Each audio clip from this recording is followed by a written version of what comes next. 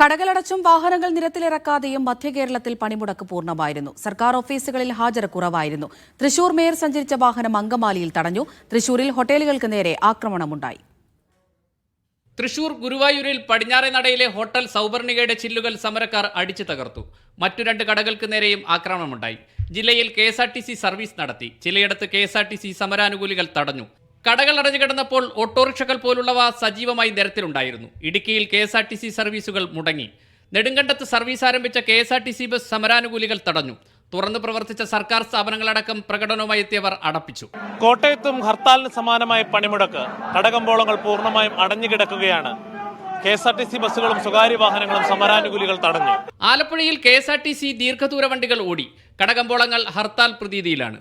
എറണാകുളത്ത് കടകൾ മിക്ക സ്ഥലങ്ങളിലും അടച്ചിട്ടു. സ്വകാര്യ വാഹനങ്ങൾ നിരത്തിലിറങ്ങി. എന്നാൽ ബസ് സർവീസുകൾ മുടങ്ങി. അങ്കമാലി നഗരമധ്യത്തിലാണ് തൃശൂർ മേയർ വന്ന വാഹനം സമരാനുകൂലികൾ തടഞ്ഞത്. പോലീസ് വേഗത്തിലെത്തി വാഹനത്തെ വഴിതിരിച്ചുവിട്ടു.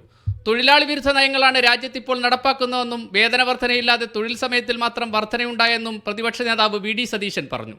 തൊഴിലാളി വിരുദ്ധമായ നിയമമാണ്.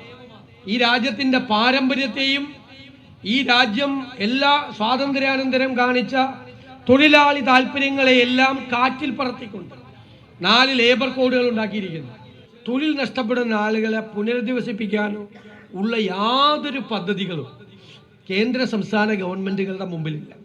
പണിമുടക്ക് മധ്യകേരളത്തിലും പൂർണ്ണമായിരുന്നു. കടകമ്പോളങ്ങൾ ഏതാണ്ട് എല്ലാ സ്ഥലങ്ങളിലും അടഞ്ഞുകിടന്നു. ദീർഘദൂര സർവീസുകൾ നടത്തി KSRTC സജീവമായപ്പോൾ റെയിൽവേ സാധാരണഗതിയിൽ പ്രവർത്തിച്ചു. കൊച്ചി മെട്രോ പൂർണ്ണതോതിൽ പ്രവർത്തന സജ്ജമായി. സ്വകാര്യ വാഹനങ്ങൾ ഓടിയപ്പോൾ മറ്റു വാഹനങ്ങൾ ഒന്നും തന്നെ നിരത്തിലില്ലാത്ത അവസ്ഥ.